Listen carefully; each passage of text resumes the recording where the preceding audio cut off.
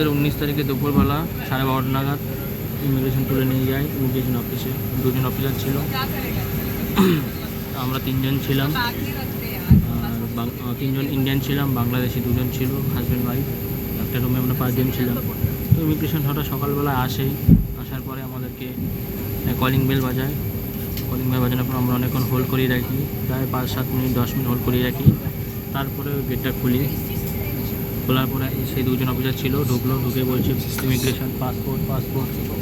তো আমরা পাসপোর্ট দিই, যেহেতু আমরা 2 মাস এক্সট্রা ছিলাম সেখানে, আমাদের ভিসা ভ্যালিড শেষ হয়ে গেছিলো, যদি দোষটা আমাদের। তো যাই হোক, ও 2 জন অফিসার আমাদেরকে লাগেজ ফাগেজ সব গুছাতে বললো। তারপরে বললো আমাদের ওই যে আমাদের ব্যাগ যাচ্ছে, হ্যাঁ এটা আমার ব্যাগ। সেই 2 জন অফিসার বললো যে তোমরা রেডি হও। রেডি হলাম, লাগেজ ফাগেজ গোছানোর জন্য বললো, লাগেজ গোছালাম। তারপরে অফিসে নিয়ে গেল, নিয়ে যাওয়ার পরে অনেক ঘন্টা 2 ওয়েট করলাম। বায়োমেট্রিক হলো, বায়োমেট্রিক হওয়ার পরে মানে আরও দেশেরও আরও কান্ট্রিরও ছেলেরা ছিল, যেমন রাশিয়ান ছিল 2 জন, পাকিস্তানি বেশি ছিল, পাকিস্তানি প্রায় 4-5 জন ছিল, আমরা ইন্ডিয়ান 3 জন। যাই হোক, তারপরে আমরা পাকিস্তানি 3 জন, আমরা ইন্ডিয়ান 3 জন। ওই ইমিগ্রেশন অফিস থেকে 2 জন অফিসার একটা গাড়ি 4 হুইলারে আমাদের নিয়ে গেল ডিপোর্ট অফিস, ইমিগ্রেশন বাকুতে, সেটা ডিপোর্ট অফিস। ডিপোর্ট অফিসে আমরা 19 তারিখে দুপুরবেলায় ঢুকি। দুপুর তখন 3-4 বাজে, বিকেল 3-4 বাজে, সেই সময় ঢুকে ওখানে প্রায় আমাদের চেক হয়, মেডিকেল চেক হয়, আমাদের ব্যাগগুলো লাগেজগুলো চেক হয়, একটা করে নিখুঁতভাবে চেক হয়। আমাদের কাছে কোনো টাকা পয়সা আছে কি না সেটাও তারা জানতে চায়। বাট আমাদের ছিল, বাট আমরা না বলেছি, দেইনি। যার কাছে ছিল সেই টাকাগুলো কেউ দিয়ে দিয়েছে, কেউ দেয়নি। এই কথাটা পরে বলছি যে দিয়ে দিলে কি পরে দেয় কিনা জিনিস, অবভিয়াসলি দেয়। ওদের কাছে যে জিনিস হ্যান্ডওভার করা হয় সেই জিনিস পরবর্তীতে যখন তুমি এখান থেকে ছাড়া পাবে তখন তোমাকে দিয়ে দেওয়া হবে। বাস ওরা যখন নিয়ে আসে একটা কথাই বলে রিপোর্ট অফিসে, যে রিপোর্ট অফিসে যাই হোক বলছি আমি, আমাদেরকে নিয়ে আসলো বিকেলবেলা নিয়ে আসার পরে 5টা বাজে তখন, আর 5টা বাজে সেই সময় আমাদের রুম দেখালো। তারপর একটা সেলের মধ্যে,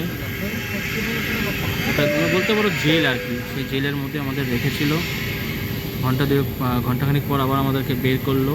বের করার পরে 7টার সময় ওদের ডিনার টাইম, 7টার সময় সেখানে মাংসর ঝোল ছিল, আলু ছিল 4-5টা আলু ছিল, একটা মাংস ছিল, আর ঝোল ছিল। ঝোল বলতে মশলাপাতি কিছু না, শুধু জলের মধ্যে তেল দিয়ে আর কি বয়েল করা আর কি মাংসটাকে সিদ্ধ করা জল, আর সাথে আলু ছিল। আর রুটি থাকে, যেটা আজারবাইজানি ভাষাতে চুরেট, ব্রাউন চুরেট, গাড়া চুরেট বলে ব্রাউন রুটিকে, সেই রুটি ছিল। আর চা ছিল, রচা, যেটা আমাদের বাংলায় বলে রচা, সেই রচা ছিল। আর একটু না, আর কিছু ছিল না। তো তারপরে খাওয়া দাওয়ার পরে আমাদেরকে আবার সেলের মধ্যে আটকে রাখে। বাট নিয়ে যাওয়ার সময় আমাদেরকে বলেছিল যে নো থেকে দি প্রবলেম, আজারবাইজানি অফিসার বলছিল ইমিগ্রেশন। তো আমরা বুঝতে পারলাম যে টিকিট, আমাদের ওখানে ট্রান্সলেট ছিল, পাকিস্তানি ট্রান্সলেট। আমরা বুঝতে পারলাম যে যদি টিকিট যত তাড়াতাড়ি হবে ততই ভালো।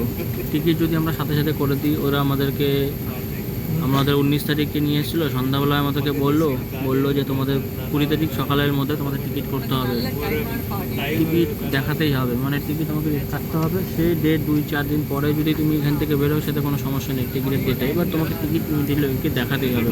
যদি না দেখাও তাহলে তোমার কপালে দুঃখ আছে, তোমাকে মারবে, টর্চার করবে, জেলের মধ্যে বন্দি করে রাখবে। আর যদি টিকিট না দেখাই তাহলে, যদি টিকিট দেখাই তাহলে আর এগুলো কিছু করবে না, সসম্মানে তোমাকে রাখবে, বাস তোমাকে ফোন দেবে না। আর যাদের টিকিট থাকে না, ওদের রুমের মধ্যে, ওদের যে জেলটা থাকে ওর মধ্যে সিঙ্গেল বেড আছে, ভেতরে বাথরুম আছে, পায়খানা বাথরুম, স্নান করার জায়গা নেই। সারাদিন ওর মধ্যেই থাকবে, খালি খাওয়ার সময় বেরোতে হবে। তো একটা রুমে টোটাল রুম হচ্ছে তোমার 10টা রুম, না 12টা রুম। তার মধ্যে একটা রুমে 6 জন, আর বাকি রুমে একজন করে আছে, মানে একটা রুমে 6 জন থাকে। আর প্রত্যেকটা রুমে একটা করে রুম আছে, আর ওই সেলের ভেতরে টোটাল রুম হচ্ছে 12টা রুম, তার মধ্যে একটা রুম 6জন করে থাকে আর প্রতিটা রুমে একজন করে থাকে। তো সেই সেলে টোটাল ছিল 12জন, 10জনের মতো ছিল। বিভিন্ন দেশের ছিল, যেমন পাকিস্তানি ছিল, মরক্কোর ছিল, ওমানের ছিল, অনেকেই 2-3 কান্ট্রির ছিল, পাকিস্তান, মরক্কো, ওমান। তো সেখানে আমরাও 3জন যখন যাই, আমরাও হয়ে যাই ওদের সাথে ইনক্লুড হয়ে যাই ইন্ডিয়ান। তো যাই হোক, ওই দিনকে 19 তারিখ রাতটা কোনো রকম কাটালাম। কাটানোর পরে তো আমাদের ওই রাতটা 19 তারিখ কাটালাম। তার আগে 8টা-9টার সময় আমাদেরকে একজনের টিকিট আসলো।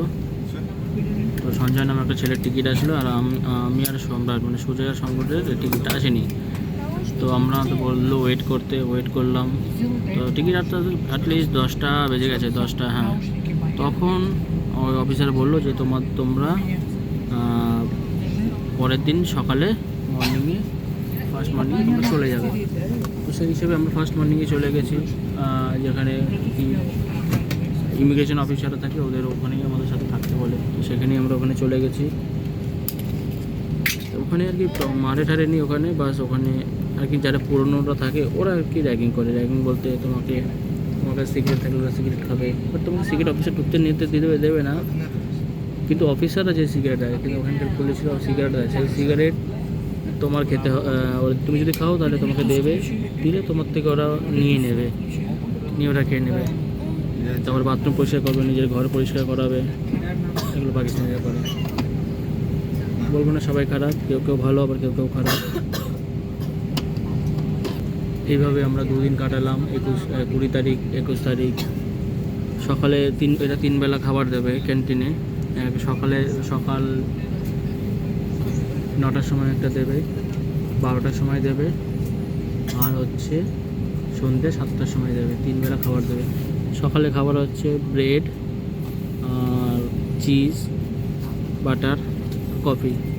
আর দুপুরে হচ্ছে ব্রেড, একটা চিকেন থাকবে, মানে বয়েল করা চিকেন, মশলাপাতি কিছু থাকবে না, তেল দিয়ে বয়েল করবে। আর কখনো পাস্তার মতো থাকে একটু, আর চা। রাত্রে থাকবে একটু রাইস, বয়েল করা মাংস ঝোল, সাথে মাংস থাকবে, আর 4-5টা আলু থাকবে।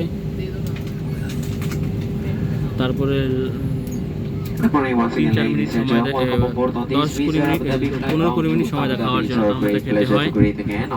পরে বলছি। Usage of board aircraft is not allowed. Thank you for your attention and enjoy your flight.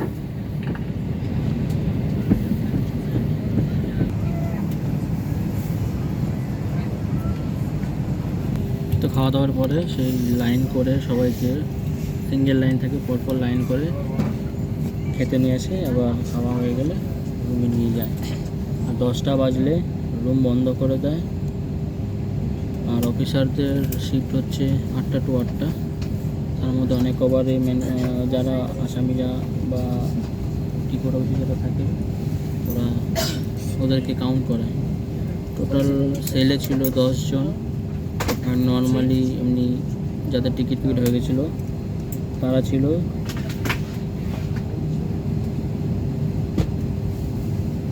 26 জন। আর তার মধ্যে ফ্যামিলি ছিল 4 জন। টোটাল ফ্যামিলি 5 জন ছিল। তার মধ্যে ছিল পাকিস্তানি 3 জন, উজবেকিস্তানের 2 জন, উজবেকিস্তানের 1 জন, আর রাশিয়ান ছিল 2 জন। তো দেখতে দেখতে আমাদের টাইম কেটে গেল। কখন ভাবছিলাম যে কখন বেরোবো। তারপরে 20 তারিখ গেল, 21 তারিখ গেল, এইভাবেই কাটলো। 21 তারিখে আমাদেরকে 7টার সময় ডাক দিয়েছিল পাকিস্তানি ভাইয়া। ডাক দেওয়ার পরে উঠে একটু আমরা 3 জনে কথা বলছিলাম। তখনই ইমিগ্রেশন অফিসার এসে বললো যে রেডি হওয়ার জন্য আমাদের বেরোতে হবে। আমরা টেনশনে ছিলাম ভিসা এসছে কিনা, আবুধাবির ভিসা এসছে কিনা। টিকিট তো হয়ে গেছে, বাট ভিসার জন্য আমরা কনফিউজ ছিলাম। ভাই ঠাকুরের কাজ করে ভিসা চলে এসেছিলো। তারপর আমরা বেরিয়ে যাই, ওখান থেকে চলে আসি ইমিগ্রেশন অফিসে, মেন অফিসে, রিপোর্ট অফিসারই অফিসে, সেখানে সিগনেচার করানো হলো যে নো প্রবলেম। দুটো নাম লেখানো হলো, নিজের সিগনেচার, আর লেখা হলো যে নো প্রবলেম। সেই দুটো লেখানো হয়েছে, আর কিছু লেখানো হয়নি, তিনজনকে এটাই লেখানো হয়েছে। তারপরে আমাদেরকে একটু ব্রেড খাওয়ালো, খাওয়ানোর পরে ওদের গাড়ি আসলো, গাড়ি আসার পরে আমাদেরকে নিয়ে চলে আসলো টার্মিনাল 2-তে, আজারবাইজানের বাকুর এয়ারপোর্টে, টার্মিনাল 2-তে। সেখানে এসে আমাদের সাথে দুজন অফিসার ছিল, যেই দুজন অফিসার নিয়ে এসেছিলো দুজনেই ছিল। যতক্ষণ আমরা প্লেনে উঠেছি ততক্ষণে তারা আমাদের কিছু ছাড়েনি, তারা আমাদের সাথেই ছিল। এই হচ্ছে ওভারেস্টের ফল। আর একটা জিনিস যেটা বলা হয়নি, যে যারা ওভারেস্টে থাকে যদি ইমিগ্রেশন ধরে নেয় 400 মানার ফাইন দিতে হবে না। রেজিস্ট্রেশনের জন্য যদি রেজিস্ট্রেশন করা না থাকে তারও ফাইন দিতে হবে না। উইদাউট ফাইনে স্মুথলি এখান থেকে বেরোনো যাবে। তো আমি মনে করবো যদি কেউ ফাইন দিতে না চায়, ওভারেস্টে হয়ে যায়, ইমিগ্রেশনের পাল্লায় তোমরা পড়তে পারো, কোনো ফাইন পড়বে না। বাট তোমরা হয়তো কিছু মাস বা কিছু বছরের জন্য হয়তো ব্যান্ড হয়ে যেতে পারো, যে তোমরা আজ দিতে পারবে না। এই